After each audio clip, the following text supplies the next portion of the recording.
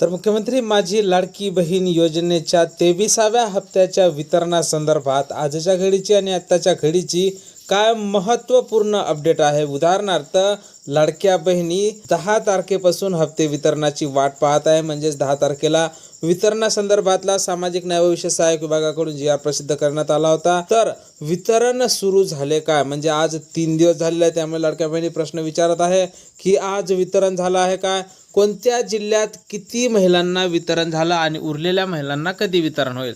तर या संदर्भातली माहिती आपण समोरच्या 30 सेकंदात पाहणार आहोत। त्यापूर्वी तुम्ही जर नवीन असाल तर नक्कीच आपल्या व्हिडिओला लाईक करून चॅनलला सबस्क्राइब करा।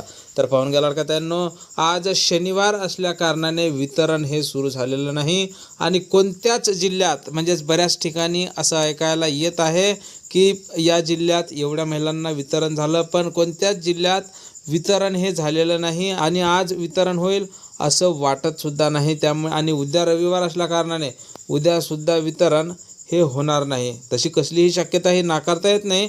वितरण हे रविवारीला सुद्धा होऊ शकते, पण माझ्या मते वितरण हे सोमवारपासून सुरू होईल। आणि नेहमीप्रमाणे तुम्हाला माहीतच आहे की वितरणासंदर्भातला जसा पहिला मेसेज येईल सर्वप्रथम त्या संदर्भातला व्हिडिओ तुम्हाला आपल्या चॅनलवर पाहायला मिळत असतो। त्यामुळे तुम्ही जर नवीन असाल तर नक्कीच आपल्या व्हिडिओला लाईक करून चॅनलला सबस्क्राइब करा।